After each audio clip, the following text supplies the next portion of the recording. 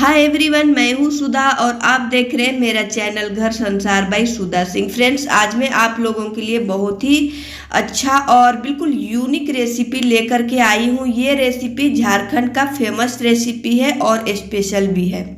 झारखंड में जब कभी भी लोगों को समझ में नहीं आता है कि आज कोई सब्जी नहीं है, ऐसा लगे कि आज घर में कोई सब्जी नहीं है और फटाफट वो बना करके ये तैयार कर लेते हैं।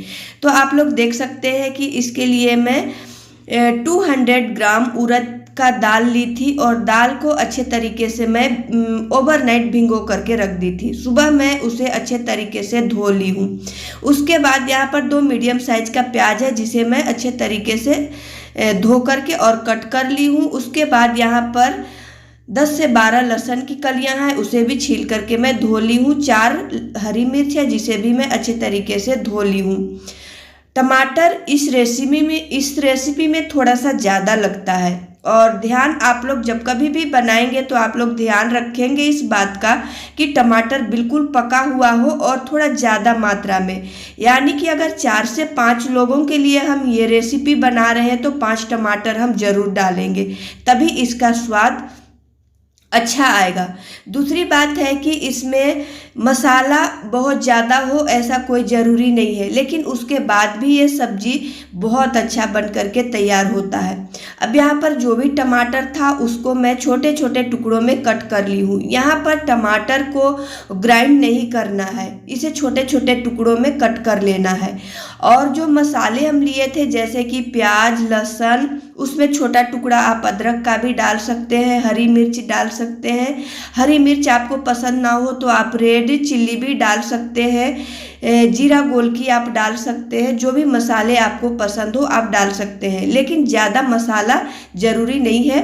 बस इसमें लहसुन, प्याज, अदरक, हरी मिर्च या लाल मिर्च जो भी, और थोड़ा सा जीरा गोलकी, बस इतना ही चीज़ ज़रूरी है। तो मैं इस मसाले को ग्राइंड करके रख ली और यहाँ पर जो दाल मैं धो करके रखी थी, दाल को भी मैं अच्छे तरीके से पीस ली हूँ। दाल को आपको ध्यान रखना है कि ज़्यादा गीला नहीं पीसनी है, इसे हल्का दरदरा ही पीसना है और ये थोड़ा ठीक हो, इस बात का आपको ध्यान रखना है। अब यहाँ पर जो दाल हम पीस करके रखे हैं उस दाल में हम स्वाद अनुसार नमक डालेंगे और थोड़ा सा अच्छा कलर आ जाए इसके लिए हम हल्दी का पाउडर डालेंगे और अच्छे तरीके से इसे मिलाएंगे। मिलाते समय हमें स्पून का मदद से इसे मिलाना है और ऐसा मिलाना है ताकि थोड़ा सा ये हल्का हो जाए, क्योंकि आप लोगों को पता है कि जब दाल पिसता है तो बिल्कुल ठीक होता है और उसे जब हल्का हमें करना हो तो उसे फेंटना पड़ता है। तो इस तरीके से हम स्पून का मदद से दाल को खूब फेंट लेंगे ताकि ये थोड़ा हल्का हो जाए। अब आप लोग देख सकते हैं कि दाल फेंट करके और हल्का हो गया है और बस अब सारा रेडी हो चुका है। 2 चम्मच दाल को मैं जार में ही डाल दी थी और 1 जार पानी डाल करके मैं फिर से उसे मिक्सी में चला दी और ये ग्रेवी के लिए रेडी हो गया। अब यहाँ पर मैं गैस में कढ़ाई रख दी और जैसे ही कढ़ाई गर्म हो गया, 2 हरी मिर्च को मैं छोटे छोटे टुकड़ों में कट करके डाल दी। यहाँ पर आप लाल मिर्च भी डाल सकते हैं, लेकिन हम लोग लाल मिर्च खाना ज़्यादा पसंद नहीं करते हैं, इसलिए हरी मिर्च का मैं ज़्यादा इस्तेमाल करती हूँ। अब यहाँ पर आपको कढ़ाई में कुछ भी चीज़ डालना नहीं, कुछ भी चीज़ यानी कि ऑयल अभी डालना नहीं है। और उसके बाद यहाँ पर आप राई डाल सकते हैं, काली सरसों डाल सकते हैं। मैं यहाँ पे पीली सरसों डाली हूँ, आप लोग देख सकते हैं ये वाली सरसों है। तो अब मैं इसका सीक्रेट आप लोगों को बताती हूँ कि अगर ऑयल आप कढ़ाई में पहले डाल देंगे और उसके बाद आप सरसों डालेंगे तो सारे सरसों चटक करके और बाहर निकल जाएंगे। इसलिए जब कभी भी आपको सरसों का तड़का लगाना है तो आप सूखा बर्तन में आप सरसों को डालिए। इससे क्या होगा कि ये चटकेगा तो भी बाहर नहीं जाएगा, और अगर कढ़ाई में या बर्तन में पहले से ऑयल रहेगा तो चटक करके सारा बाहर निकल जाएगा।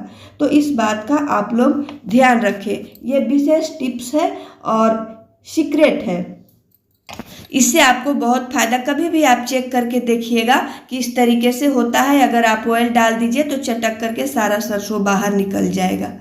अब यहाँ पर आप लोग देख सकते हैं कि जैसे ही हरी मिर्च और सरसों चटक गया तो मैं मसाले जो रेडी करके रखी थी उस मसाले को मैं डाल दी, और तुरंत जो मैं टमाटर कट करके रखी थी उस टमाटर को भी मैं डाल दी। अब उसके साथ ही मैं हल्दी पाउडर डाल दूंगी ज़रूरत के अनुसार। हल्दी पाउडर हम दाल में भी डाले हैं, इस बात का ध्यान रखेंगे। उसके बाद अब इसे हमें अच्छे तरीके से मिलाना है, और जब ये अच्छे से भून करके तैयार हो जाएगा तो हमें इसमें स्वाद अनुसार नमक भी डालना है। नमक भी हम ध्यान से डालेंगे क्योंकि दाल में भी हम नमक डाले हैं। यहाँ पर आप लोग देख सकते हैं कि सारे चीज़ों को, मसाला, टमाटर, सबको मैं अच्छे तरीके से भून ली हूँ, और भूनना आपको मसाले को बहुत अच्छे तरीके से है, इससे ही इसका टेस्ट और भी ज़्यादा आएगा। अब यहाँ पर मैं स्वाद अनुसार नमक डाल दी, और नमक डालने के बाद अच्छे तरीके से अब हम इसे मिला लेंगे। मसाला बिल्कुल भून करके रेडी हो चुका है। फ्रेंड्स, इस रेसिपी के साथ आप दाल ना भी बनाएं तो भी कोई प्रॉब्लम नहीं है, और खाने वाले बहुत ही अच्छे से खा लेंगे। खाने में बहुत ही स्वादिष्ट होता है। अब जैसे ही यहाँ पर भून गया, और भूनने के बाद मैं यहाँ पर पानी डाल दी। ग्रेवी आप अपने अकॉर्डिंग डाल सकते हैं, जितना ग्रेवी का आपको ज़रूरत हो आप उतना ही पानी डालिए। तो यहाँ पर मैं जार में जो रखी थी उसको डाल दी, ग्रेवी के लिए जो तैयार की थी उसको डाली, और उसके बाद थोड़ा सा पानी ऊपर से और डाल दी।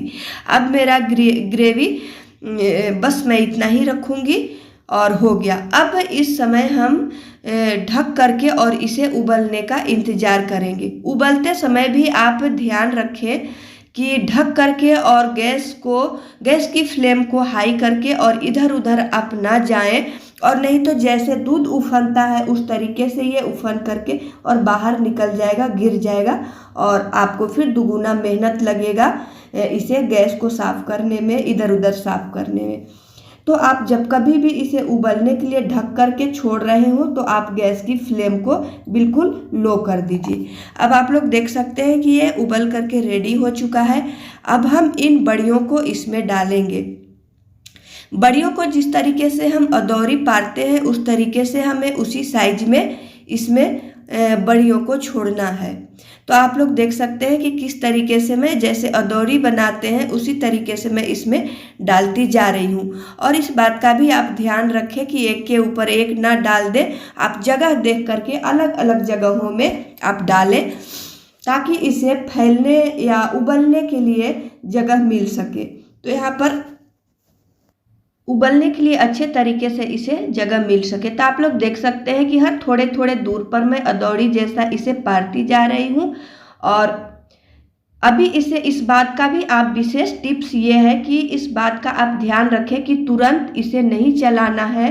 कुछ देर तक आप इसे गैस की फ्लेम को बिल्कुल लो कर दीजिए और 10 मिनट तक इसे आप उबलने दीजिए।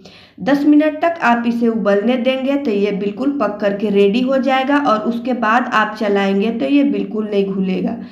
आप लोग देख पा रहे होंगे कि अभी तक मैं इसको नहीं चलाई हूँ और ये अभी उबल ही रहा है, और इसका साइज भी अब दुगुना हो चुका है, आप लोग देख सकते हैं। अब मैं इसका तड़का तैयार करती हूँ। तड़के के लिए ये उड़द दाल का है, तो मैं इसके लिए हींग का इस्तेमाल कर रही हूँ। हींग डाइजेशन के लिए अच्छा होता है, कोई प्रॉब्लम नहीं होगा, इसके लिए मैं हींग का इस्तेमाल कर रही हूँ। आप चाहे तो रेड चिल्ली और जीरा का भी प्रयोग कर सकते हैं, आप चाहे तो कड़ी पत्ता और रेड चिल्ली का भी इस्तेमाल कर सकते हैं, आप चाहे तो सिर्फ कड़ी पत्ता का भी इस्तेमाल कर सकते हैं। टेस्ट किसी में कम ज़्यादा नहीं होगा, टेस्ट आपको अच्छा मिलेगा चाहे जिस चीज़ से भी आप तड़का लगाएं। अब यहाँ पर आप देख सकते हैं कि मैं तड़का लगा करके रेडी कर ली हूँ, और ये बन करके अब रेडी हो चुका है बिल्कुल। अब इसमें मैं थोड़ा सा हरा धनिया कट करके डाल दूँगी। ये रेसिपी आप लोगों को कैसा लगा कमेंट्स करके आप लोग मुझे ज़रूर बताइएगा। और जब कभी भी आपके पास कोई सब्जी ना हो तो बिल्कुल आप उलझन में ना हो, फटाफट बना करके इसे तैयार करें, और खाने में बहुत ही स्वादिष्ट होता है। मिलेंगे फिर नेक्स्ट वीडियो में। Bye bye and take care all my